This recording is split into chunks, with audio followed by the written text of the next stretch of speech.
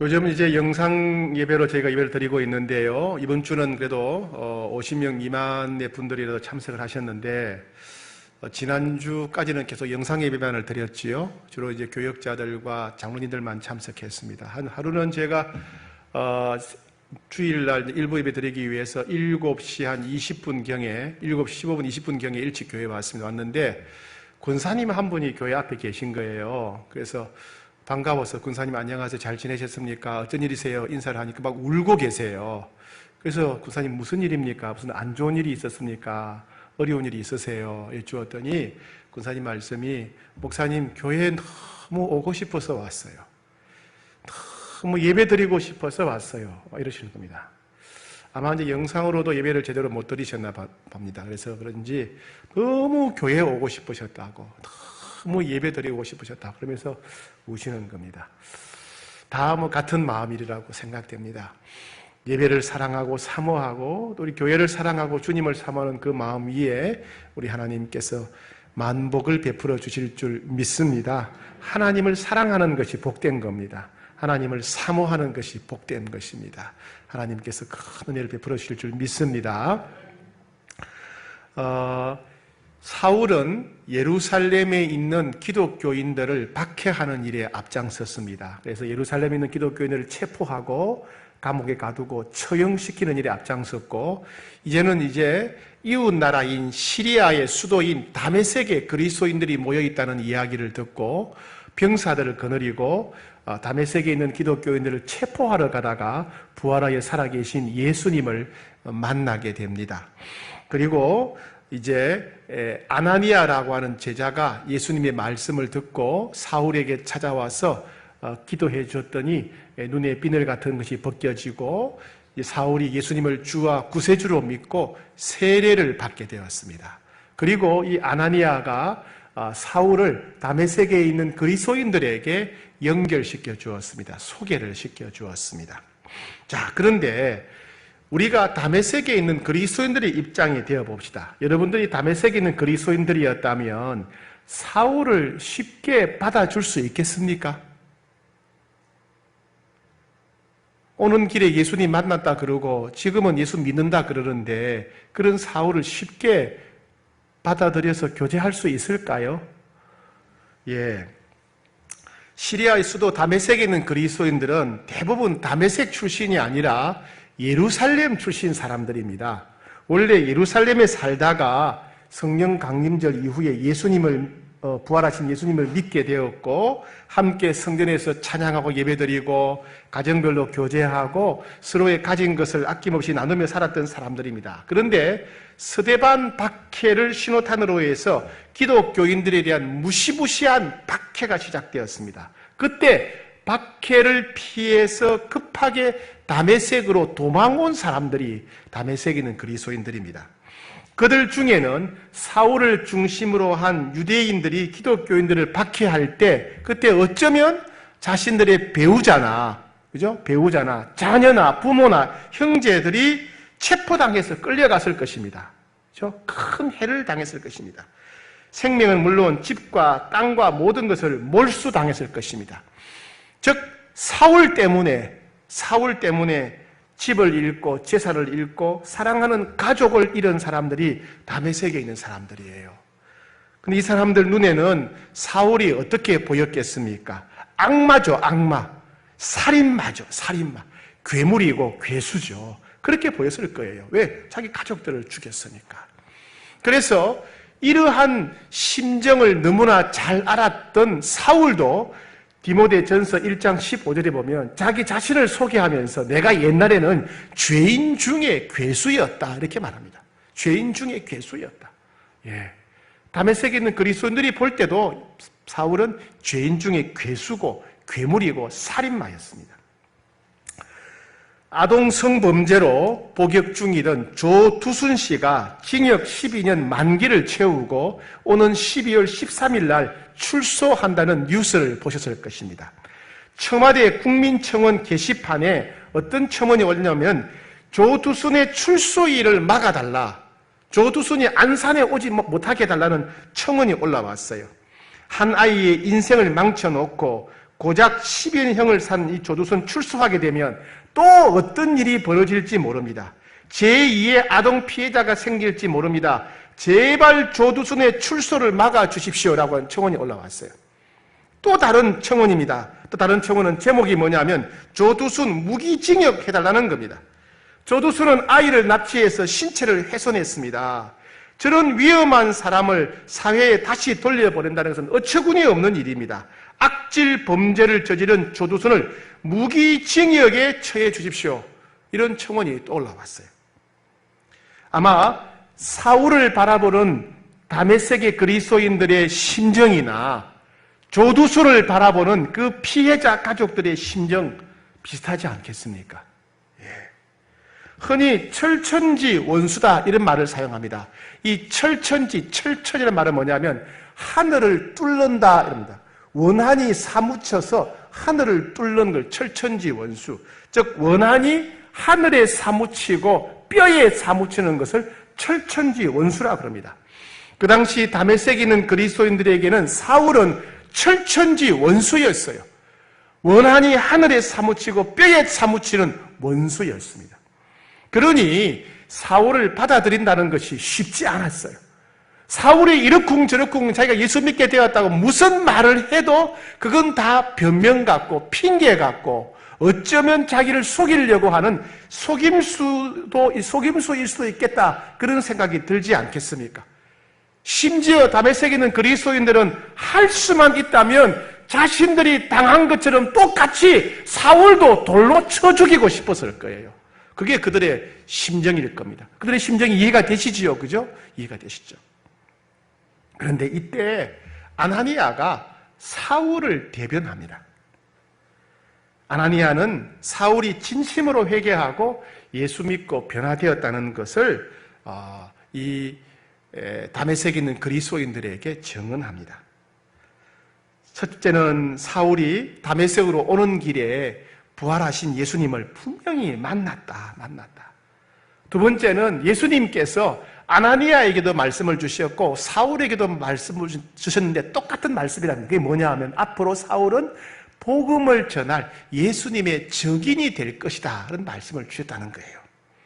그리고 세 번째는 아나니아가 사울을 위해 기도했을 때 눈에 비늘 같은 것이 벗겨졌고 사울은 진심으로 회개하고 예수님을 주와 구세주로 믿었고 세례까지 받았다. 이렇게 이제 다메섹에 있는 그리스도인들에게 아나니아가 전했습니다. 그랬더니 어떤 변화가 일어났냐? 세 가지 변화가 일어났어요. 첫 번째, 다메섹의 그리스도인들은 사울을 용서하고 형제로 받아들이며 교제했습니다. 오늘 본문 19절에 보니까 음식을 먹음에 강건하여 지니라. 사울이 다메섹에 있는 제자들과 함께 며칠 있을 때였습니다. 제자들과 함께 있었다 이 말은 뭐냐면 같이 먹고 마시고 지냈다, 가족이 되었다 이 말입니다. 다메섹에 있는 그리스도인들은 아나니아의 이야기를 들은 다음에 사울이 진짜 회개하고 형제가 되었다고 믿고 사울을 용서하고 사울을 형제로 가족으로 받아들였다는 겁니다. 불과 며칠 전까지는 내 부모, 내 형제, 내 성도를 죽인 철천지 원수였는데 이제 그를 용서하고 형제로 가족으로 받아들였다. 놀라운 일이죠. 이런 일이 일어났어요. 누구 때문에? 아나니아가 그 역할을 한 거예요. 두 번째, 사울은 그 이후에 목숨을 걸고 복음을 전하게 됩니다. 20절부터 22절 제가 읽어보겠습니다.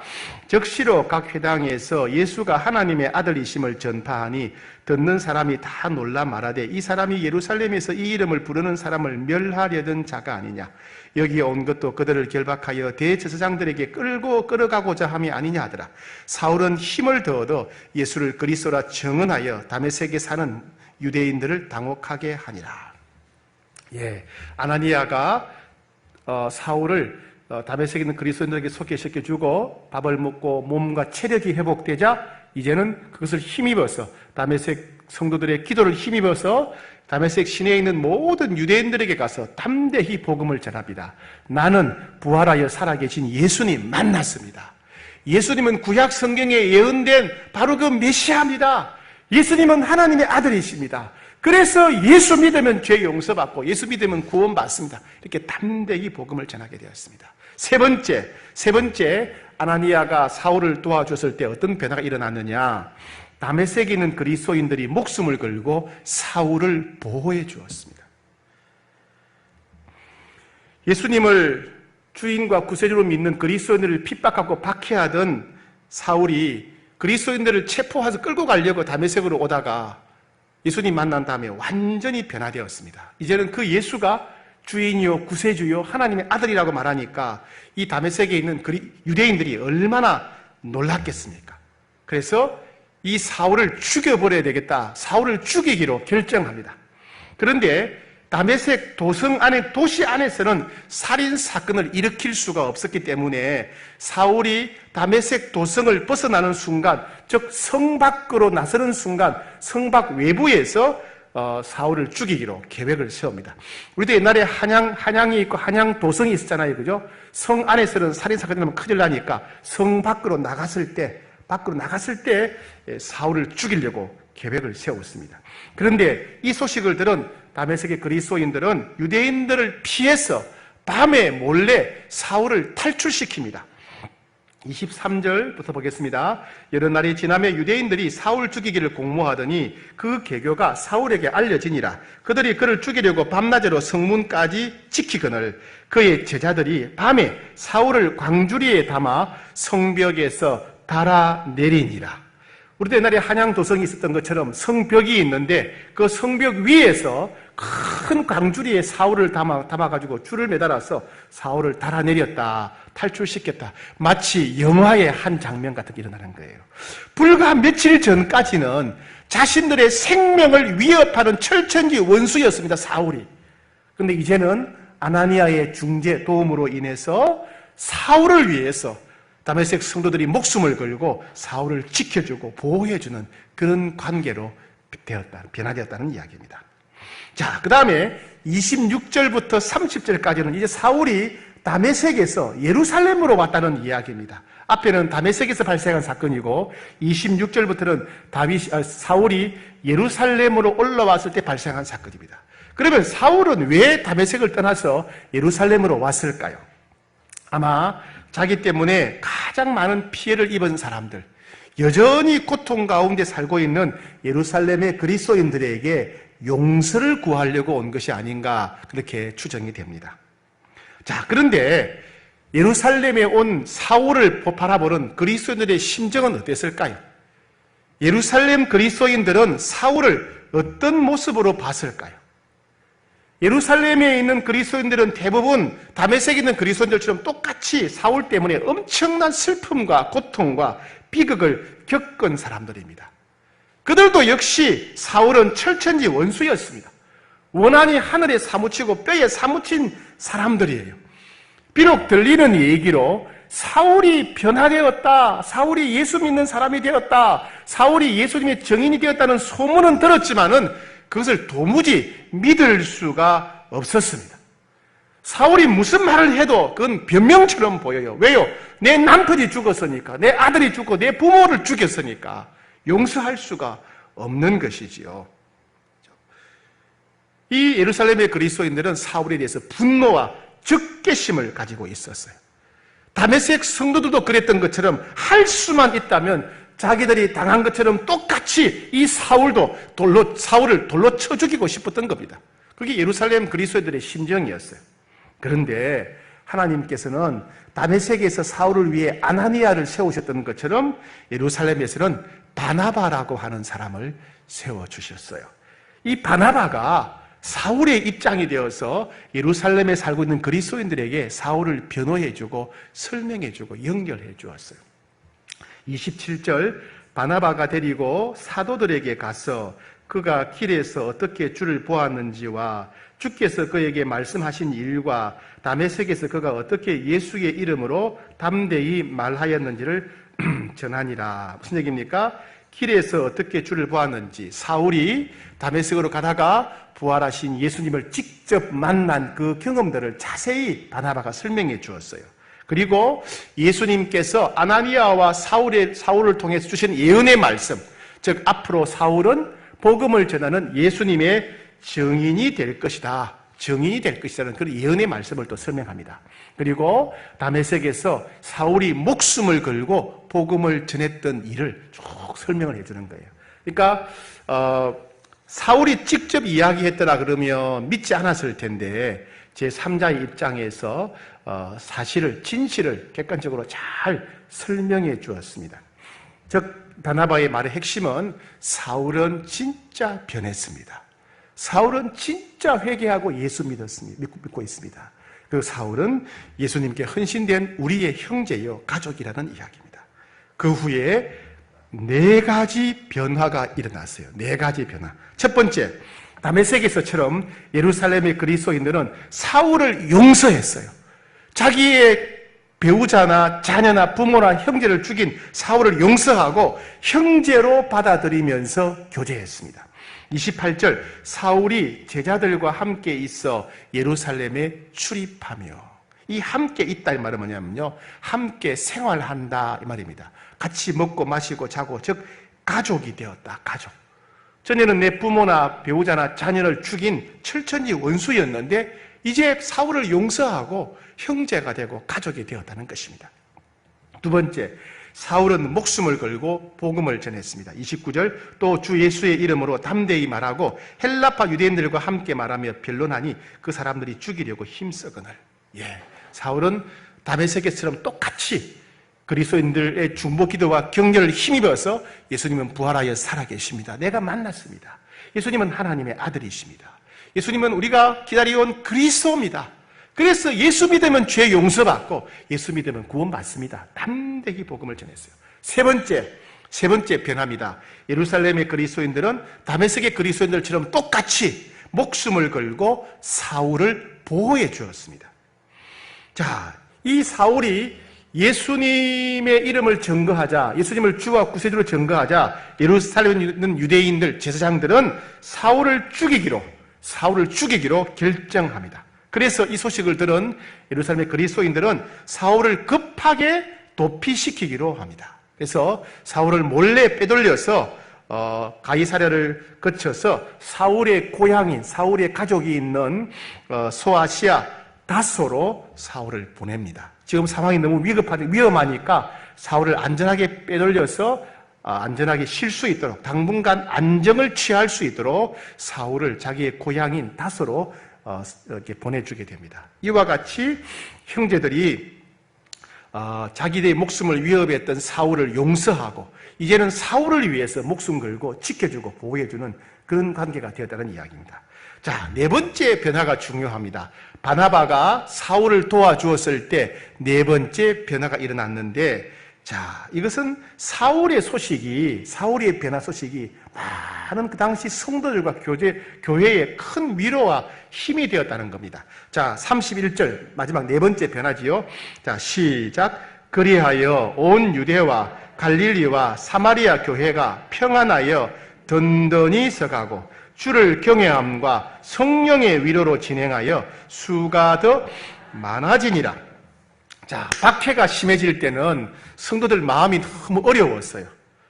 기독교인, 예수 믿는다는 이유로 박해가 심해지자 그리스도인들은 답답한 거예요. 아니, 하나님 살아계시면 이럴 수가 있을까? 예수님 살아계시면 우리를 왜 내버려 두실까? 그래서 하나님에 대한 의심도 생기고 박해에 대해서 겁이 나고 두려웠던 겁니다. 그런데 그때 자신들을 박해하는데 앞장섰던 사울이 부활하여 살아계신 예수님을 만났고, 그 부활하여 살아계신 예수님을 만난 이후 사울은 복음의 증인이 되었다는 소식. 이야, 예수님이 부활하여 정말 살아계시고 지금도 역사하고 계시는구나. 사울같이 저 끔찍한 인간도 괴수도 변화시키는구나. 예수님은 정말 놀라운 분이고 역사하시는구나. 그 소식을 들었을 때 마음의 위로가 되었다. 누가? 성도들이 마음의 위로가 되었어요. 마음의 평안이 임한 평안이. 전에는 마음에 두려움이 가득했는데 사울의 이야기를 들으면서 하나님을 신뢰하게 되면서 두려움이 떠나가고 마음에 평안이 가득하게 되고, 그죠? 교회가 흔들리지 않고 든든하게 되고, 교회가 하나님 살아계 역사하시는구나, 하나님을 경외하게 되고, 위로를 받게 되었어요. 전에는 기독교인들이 박해당하는 모습을 보고 나 교회 안 갈래. 아이고 교회 가면 큰일 나겠다. 나 예수와 믿을래. 예수 믿으면 저렇게 박해당할까 봐 사람들이 복음에 대해서 마음을 닫아버렸어요. 그런데 바나바로부터 사울의 간증을 들은 다음에 사울의 이야기를 들은 다음부터는 맞아 예수님 부활하여 살아계시구나. 그렇다면 예수님 하나님의 아들이시고 메시아구나. 이 사실을 깨닫고 오히려 많은 사람들이 교회로 몰려왔다. 수가 더 많아지니라. 수가 더 많아지니라. 네, 이와 같이 바나바가 사울을 보호해주고 사울을 변호했을 때 이런 4가지 놀라운 일들이 일어나게 되었다는 것입니다. 자, 오늘 이 사건을 통해서 주님이 우리에게 주시는 2가지 교훈의 말씀이 있습니다. 첫 번째는 뭐냐면 우리는 사울의 결단의 모습을 본받아야 된다는 겁니다. 사울은 예수님을 믿고 세례받은 후 완전히 변화된 삶을 살았습니다. 과거의 악한 생활을 완전히 끊어버렸습니다. 끊어버렸고 그리고 다른 그리스도인들과 이제 친밀한 교제를 나누었습니다. 가는 곳마다 담대하게 복음을 전했습니다. 사울은 자신이 이제 믿는 대로 자신이 이제 믿게 된 대로 그 믿음대로 말하고 행동했습니다. 이제 사울은 자신이 옳다고 생각되는 대로 그렇게 살아내었습니다. 비록 유대인들이 사울을 죽이려고 한다 할지라도 사울은 조금도 흔들리지 않고 자기가 옳다고 생각하는 진리, 자신이 믿고 있는 예수님을 담대히 전하며 살았습니다. 많은 사람들은요, 자신이 옳다고 생각하는 대로 살지 못합니다. 많은 사람들은 자기가 믿는 대로 행동하지 않습니다. 예수님을 믿은 후에는 끊어버려야 될 옛날 생활을 여전히 그리워하고 그 끈을 붙잡고 있는 사람들이 많습니다. 마치 고무줄 같이 고무줄이 이렇게 멀어졌다가 다시 제자리로 오고 또 늘어났다가 제자리로 오는 것처럼 고무줄 같은 신앙을 가집니다. 왜요? 세상에 대한 미련 때문에, 욕심 때문에. 왜요? 세상 사람들 눈치 보다가 사람들이 두려워서 그런 거예요. 이런 사람은 예수를 믿는다고 하면서도 실제로는 아무런 변화가 없는 사람들이에요. 여러분, 박쥐 아시죠? 박쥐. 박쥐가 쥐입니까? 새입니까? 어느 날 새들하고 쥐들 사이에 전쟁이 벌어졌습니다. 땅에 사는 쥐하고 하늘에 사는 새가 전쟁이 벌어졌어요. 근데 이제 박쥐는 어느 편에 섰냐 하면 쥐가 이길 때는 쥐 편에 가서 서 있고 새들이 이길 때는 새 편에 가서 서 있는 거예요. 그러니까 뭐 안전한 거지요.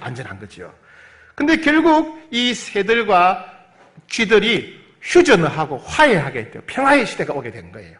그래서 이제 박쥐는 살았다 생각을 했어요. 그래서 이제 쥐의 나라에 갔더니 쥐들이 야, 너 전에 전쟁할 때 보니까 새 편이더라. 새들한테 가라 그런 겁니다. 또 새들한테 가니까 새들이 말합니다. 전에 전쟁할 때 보니까 너 쥐 편이더라. 너 쥐의 나라로 가라는 거예요. 그러니까 이 박쥐는 쥐들한테도 쫓겨나고 새들에게 쫓겨났어. 그죠? 양쪽에 쫓겨났어. 그냥 거꾸로 매달려 사는 비참한 운명이 되어버린 겁니다. 그랬더라는 전설이 있습니다. 우리의 신앙은 박쥐와 같은 신앙이 되어서는 안 됩니다. 어느 날은 새 편이 되었다가 어느 날은 쥐 편이 되듯이 주일날 교회 나올 때는 믿는 사람 척하고 주중에는 안 믿는 사람 척하고 이도 저도 아니면서 이도 저도 다 속하는 것처럼 그런 하는 행동을 버려야 됩니다. 어디에도 진짜 속하지 않으면서 양쪽에 다 속하는 것처럼 그런 행동을 해서는 안 되겠습니다. 마지막 심판대 앞에 섰을 때 주님은 우리를 어떻게 평가하시겠습니까? 글쎄, 나도 네가 믿는지 안 믿는지 잘 모르겠다. 주일날 보면 네가 진짜 나를 믿는 것 같은데 네 직장 생활하는 보면 나를 진짜 믿지 않는 사람 같다. 나도 헷갈린다. 헷갈리는 사람은 천국에 갈 수 있다 없다? 없다. 못 가더라는 얘기죠. 우리도 여러분 사울처럼 결단해야 됩니다. 예수님을 믿기로 결단했으면 예수님을 믿는 자답게 살아야 됩니다. 세상을 등지기로 했으면 단칼에 세상을 끊어버려야 됩니다. 하나님만 의지하기로 했으면 오직 끝까지 하나님만 바라보며 살아야 됩니다. 사울처럼 뒤를 돌아보지 않는 진실한 믿음의 사람 되시기를 축복합니다. 사울처럼 믿음대로 말하고 믿음대로 행동하는 생활하는 사람이 되어야 되겠습니다. 사울처럼 말과 행동을 통해서 자신의 믿음을 증명하는 사람이 되어야 됩니다. 우리의 일주일 삶을 들여다보면 우리가 무엇을 믿는지 우리의 삶은 우리의 믿음을 증명하는 삶이 되어야 된다는 이야기입니다. 두 번째, 하나님은 우리도 아나니아와 바나바와 같은 사람이 되어야 된다라고 말씀하십니다. 여러분, 아나니아와 바나바가 없었다면 어떻게 되었을까요? 물론 하나님은 다른 사람을 세우셨겠죠. 그러나 그냥 인간적으로 생각할 때 이 아나니아와 바나바가 없었다면 참 놀라운 일이, 끔찍한 일이 있었을 것입니다. 일단은 다메섹의 그리스도인들은 사울을 받아들이지 않았을 겁니다. 예루살렘의 그리스도인들도 바나바가 없었다면 사울을 받아들이지 않았을 거예요. 그럼 사울은 그리스도인들에게 배척당하고 유대인들에게도 배척당하는 그런 사람이 되어버리는 거예요. 여러분, 조두순이가 감옥에서 심리 상담 치료를 약 150시간 받았답니다. 6개월 동안 집중적인 심리 치료를 받았다는 거예요. 그렇다 할지라도 이 조두순이가 아무리 심리 치료를 받았다 할지라도 그의 피해자 가족들은 조두순이 가까이 오기를 원치 않습니다. 안산 시민들은 조두순이 안산 오기를 절대로 원치 않습니다. 아무리 그가 심리 치료를 많이 받았다 할지라도 조두순은 싫다는 거예요. 마찬가지로 사울이 아무리 회개했다 할지라도, 사울이 아무리 복음을 전한다 할지라도 다메섹과 예루살렘의 그리스도인들은 사울을 절대로 믿을 수 없었을 것이고 받아들이지 않았을 것입니다. 그렇죠? 예. 그랬더라면 어떤 일이 벌어졌을까요? 만약에 아나니아와 바나바가 없었더라면 사울이 아마 성경을 기록하기도 어렵지 않았을까 생각돼요. 사울이 성경을 약 13권을 기록했죠. 로마서, 고린도전서, 고린도후서, 갈라디아서, 또 에베소서, 빌립보서, 골로새서, 데살로니가 전서, 데살로니가 후서, 디모데 전서, 디모데 후서, 그 다음에 디도서, 빌레몬서. 아나니아와 삽비라 같은 사람이 없었다면 사울은 이런 성경을 기록할 수 없었을 것입니다. 역사적으로 예수님을 제외하고, 인류 역사상 예수님 제외하고 가장 위대한 인생을 살았던 사람을 꼽으라면 사울인데, 이 아나니아와 삽비라가 없었다면 그런 사울 우리가 만나지 못했을 수도 있다는 겁니다. 하나님은 우리도 아나니아와 삽비라처럼 화평케 하는 자가 되어야 된다, 이렇게 말씀하십니다. 예수 믿고 변화된 사울이 다메섹과 예루살렘의 성도들과 화해하고 또 그들과 화평케 되고 함께 생활하고 서로를 위해서 목숨을 내어줄 수 있는 그런 관계가 될 수 있도록 도와준 결정적인 역할을 한 사람, 아나니아와 삽비라지요. 그죠? 우리 이런 사람을 가리켜서 화평케 하는 사람이다, 이렇게 말합니다. 다른 사람을 위로하고 격려하고 깨어지는 관계, 끊어지는 관계가 회복되도록 도와주고 함께 살아가도록 돕는 사람을 가리켜서 화평케 하는 사람이다, 이렇게 말합니다. 이 아나니아와 바나바에게는 몇 가지 공통점이 있어요. 화평케 하는 사람들은 몇 가지 특징이죠, 특징이. 우리가 화평케 하려면, 화평케 하는 삶을 살려면 이 특징을 배워야 됩니다. 첫 번째, 화평케 하는 사람은 편견이 없습니다. 편견을 내려놓아야 돼요. 우리는 각자 나름대로 편견이 있고 이 편견은 잘 바뀌어지지 않습니다. 광고 영상에 나왔던 내용입니다. 실험을 하는데 컵 2개에다가 커피를 담아 놨어요. 커피를 담아 놓고 한쪽에는 가격을 5,000원 써놨어요. 한쪽에는 커피 가격이 2,000원 되어 있어요. 사람들 보고 커피 2개를 다 먹어보고 맛을 평가하라고 합니다. 그런데 다들 하는 얘기가 역시 비싼 게 좋아. 5,000원짜리도 맛있대요. 2,000원짜리는 역시 싸구려 같은 게 맛이 없다는 거예요. 근데 사실은 두 커피 다 똑같은 커피예요. 똑같은 커피를 한쪽에는 컵에다가 5,000원, 그리고 한쪽에는 2,000원 써놨을 거예요. 그러니까 사람들은 자기도 모르게 편견을 가지고 있는 거예요. 뭐예요? 비쌀수록 좋다는 편견. 이게 비싼 거니까 더 맛있을 거야. 그러니까 마셔보니까 맛도 또 좋게 느껴지는 거예요. 그만큼 편견이 지독합니다. 가격이 싸더라도 양이 더 많을 수 있고 가격이 싸더라도 질이 더 좋을 수가 있는데 우리는 비쌀수록 좋다라고 하는 편견을 가지고 있는 거예요. 우리는 그런 편견들이 많아요. 예를 들어 봅시다. 이렇게 말하죠. 막내는 성격이 어때? 막내는 더 의존적이다. 아, 집사님 막내라서 그렇구나 그러잖아요. 그죠? 우리는 자기도 모르게 막내는 좀 철이 없고 의존적이라고 하는 편견을 가지고 있는 거예요. 충청도 사람은 느리다라고 하는 편견을 가지고 있어요. 충청도 가보세요. 빠른 사람 많습니다. 예? 우리는 그런 편견을 가지고 있는 거예요. 충청도 사람은 느리다. 편견, 잘못된 편견이죠. 여자는 운전을 잘 못한다. 편견이에요, 편견이에요. 예. 잘생긴 영화 배우는 성격도 좋다라고 생각하죠. 악역을 많이 하는 사람은 성격도 나쁠 것이라고 생각한다. 그래서 뭐라고 말합니까? 참 착하게 생겼다. 생긴 거하고 착한 거는 별겁니다. 근데 우리는 얼굴만 보고, 아, 저 사람은 참 착하게 생겼네. 착한 사람이겠다. 아이고, 저 사람은 날강도 도둑놈 같네. 우리 외모만 보고 평가하는 거예요. 편견. 우리 이런 편견이 많아요. 출신 지역에 대한 편견, 학교에 대한 편견, 외모에 대한 편견, 직업, 저 사람은 이런 직업을 가졌으니까 이런 사람일 거야. 직업에 대한 편견, 재산에 대한 편견, 돈이 없으니까, 돈이 많으니까 편견, 남자, 여자에 대한 편견.